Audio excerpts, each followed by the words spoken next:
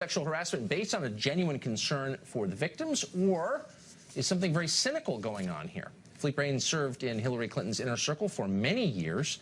He was not impressed by New York Senator Kirsten Gillibrand denouncing Bill Clinton the other day, and he joins us to assess everything that has happened. Philippe, thanks a lot for coming on. Thank you, Tucker. So, look, I'm not exactly sure what I think of everything around Senator Franken. I didn't like him as a senator.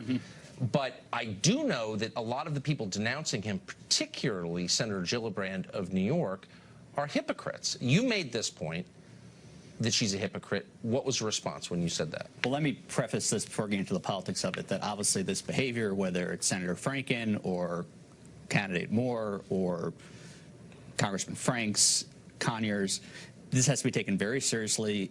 When true, it's inappropriate and abhorrent. Right. I agree. With Senator Gillibrand, the point I was making, and I think continue to make, is she's not putting in context her rationale for who she calls for resignation and when. She, 2 weeks ago, called for Bill Clinton's resignation, or saying Bill Clinton should have resigned 2 decades ago. Didn't really explain why. She didn't say she regretted not speaking earlier or regret taking the Clintons' support or money, and then goes a few weeks without saying anything about Senator Franken until yesterday. Now, that's not to say her decision is wrong. She was joined by 29 other senators. But most people have been discussing this within a framework of, if someone does this, it's unacceptable and they should resign. It's unclear in the way she's been describing her actions what that rationale is. I agree. And I'm also bothered. Look, if one of your colleagues exhibits poor judgment or does something grotesque or indefensible, attack him. I get it. But when you call yourself a defender of all women under all circumstances, you had better defend all women under all circumstances. Earlier this year, Ayaan Hirsi Ali, who was an activist against female genital mutilation, went up to the Senate and testified before a committee. She later wrote a piece in the New York Times describing how the female Democrats on that committee basically blew her off, ignored her, didn't ask a single question, were in effect hostile to her. I don't understand how, and they are specifically Heidi Heitkamp, Senator Harris of California, McCaskill of Missouri, Hassan of New Hampshire. How can you call yourself a defender of all women when you can't stand up against female genital mutilation? I'm confused by the inconsistency there. Well, I'm not familiar with that event, but I will say you can't just say that all the women of the Senate, whether they're Republican or Democrat, are not attuned to allegations and concerns of women. That would be absurd to say. How they reacted in that case, I don't know. I don't know why, but I think what we're seeing now is everyone feeling around where exactly and how exactly to deal with these accusations.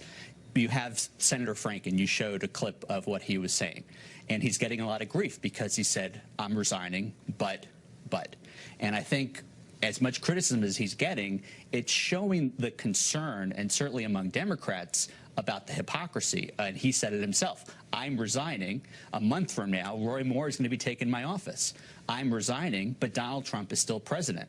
And there's no reckoning across the board. There's no standard being across the board. Here's the standard. Look, we make a mistake when we assume that all abuse or harassment is sexual in nature. You can mistreat the women in your office without hitting on them or taking your clothes off in front of them. And I'm wondering if you think that all these senators who are attacking Franken, how many of them have, like, thrown a stapler at a woman in their office or screamed at their female subordinates? I think that happens. Or man. No, I'm just saying, like, if you hold yourself up. It's not okay to throw a stapler at anybody. It's certainly not. And yet that kind of behavior is very common up there. It's not sexual harassment. It's every bit as bad. Look, the Congress, in a lot of ways, is not a typical work environment. Obviously, that has to change. What we've been seeing in the media, in finance, and other places, when someone has an accusation, they are looked into and quickly dismissed. The House, the Senate has got to, but it's a problem because, again, if you're Al Franken, you're like, what's going on here? I agree. And the problem is that the White House, to answer this, says, well, Donald Trump was elected, therefore it's over. But that's actually not true. That's why congressional staff ought to be unionized. You're for unions, Democratic Party. You know, there ought to be a staffers union on the Democratic side. I worked on the Hill for a dozen years, and if anyone threw a stapler at me, I would have been the norm array of no staplers. Talk to the shop steward. Thank you, Philippe. Thank you for having me, Tucker. A woman named Courtney Morse told the Washington Post that Congressman John Conyers of Michigan once propositioned her for sex while driving her home in 2001.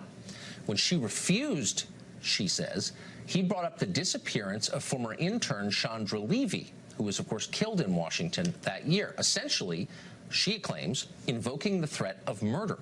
At that point, Moore says she got out of the car and ran away. We should point out that she was only 20 at the time and an intern in Conyers' office. Conyers, of course, the longest-serving member of Congress. He announced his resignation this week. In a minute, we've got some news about members of the Conyers family. But first, Melanie Sloan is one of a half-dozen women who have accused the congressman of harassment, and she joins us tonight. Melanie, thanks for coming on. It's nice to be here. So you are one of the reasons that this story has come to light. Tell us how it happened.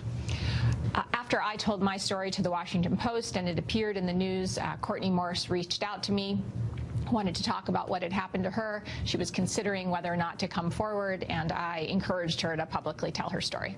So one of the reasons that I want to talk about this tonight, there are a lot of allegations flying around Congress and the rest of the country for that matter, and some of them seem true, some of them you don't really know. This seems to be in a different category because she is suggesting he was implying something very dark by invoking the name of a murdered intern during their exchange. Are we misreading this? She thought that he was implying something horrible. She certainly thought it was possible. She was clearly very nervous by it and scared by the entire experience. So if here you have a member of Congress, one of the most famous, now literally the longest serving, capable, she says, of implying murder, it's hard to believe that nobody knew that he was a lunatic, if this is true. That's lunatic behavior. And nobody suspected it? I don't understand how that could be.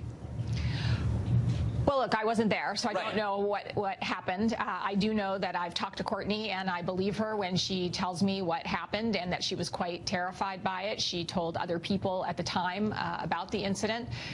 So the statement speaks for itself. Conyers is a mercurial person, and I think often has said things that he doesn't necessarily mean. I doubt he was really threatening to kill her. That seems extremely unlikely. But clearly she was frightened, and for good reason. Yeah, I mean, I guess that's kind of the point. This is different from, you know, many of the allegations that we're hearing are of a familiar kind. People who are insensitive, boorish, predatory. They're awful, but they're kind of recognizable in the kind of scope of human behavior. But to say to a 20-year-old intern, to invoke a dead intern to an intern you're hitting on, suggests you're a psychopath. Well, I don't think Congressman Conyers is a psychopath. I can't explain his statements. You know, again, I wasn't there, and this was a long time after I worked for him. So I will say that he is unusual in how he talks a lot of times, and sometimes there seem to be inconsistencies in things he'll say. So it's hard to envision exactly what happened there. So you work for him, though. You consider him capable of this? I don't consider him remotely capable of killing anybody. No, of saying this. No, I don't. I really don't know. I never heard him say anything remotely like this. So but I certainly am not challenging Courtney's experience or what she heard. I don't know. Okay, it just seems like a big deal if he said something like this. A very big deal. Melanie Sloan, thank you. Thanks. I appreciate it. Staffers from Conyers' office say that for years there have been moments when it seemed like he had no idea where he was and who was around him. Sounds like a lot of fun. Meanwhile, Congressman Conyers has said that his preferred replacement would be his 27-year-old son, John Conyers III. He's got a lot of experience so far as a rap artist. You may be familiar with his song, My N-Words Turn Grams into Grands. He was also arrested earlier this year for stabbing his girlfriend, though the charges were later dropped. In addition to his career as a musician, he is a writer for the Huffington Post, needless to say. He's also a partner at some kind of hedge fund in Detroit and a multidiscipline consultant, in case you need more evidence that the financial economy, in some cases, is ridiculous. Mark Stein joins us tonight. Mark, so there's basically the headline here is a hedge fund manager is running for Congress in Detroit. How should we take this news? Well, actually, the headline is there's a hedge fund in Detroit. That in itself is quite a staggering concept. I'd rather have a real-life House of Lords than a hereditary people's house. You know, and I gather there's a great nephew in the Conyers family who wants to run against the son. So the Democrat primary here is going to be, you know, John Conyers III, choice between John Conyers III, John Conyers IV, the 5th Duke of Conyers, and Caitlin Conyers, who used to be John Conyers V before he transitioned. That's going to be a choice in the Democrat primary. I'm sorry. So I mean, you're something of a historian of Congress. How many members of Congress through the years have, in their past experience, stabbed someone?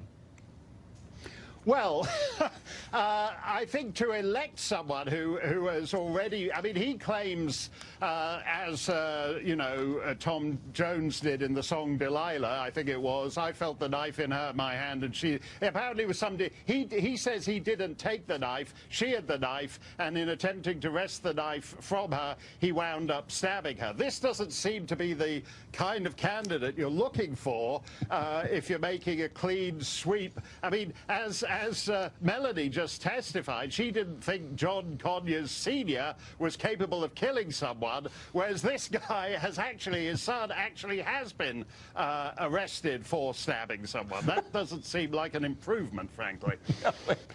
This is the Dean of the House. By the way, this is the Dean of the House. Yes. This isn't just some obscure creature. I have to say, you know, Melanie has said that he called her into the office in his underpants, and his communications director said, oh, we all saw him in his underpants because he changed in his office. This guy has an office job. He doesn't have to put on doublet and hose and go on stage and do Hamlet. He doesn't have to climb into a tuxedo and walk out and sing Can You Feel the Love Tonight. Why is he taking his pants on and off in his office all day? These are very strange people. Some of the many mysteries surrounding the Conyers office. We're going to be certain to return to this.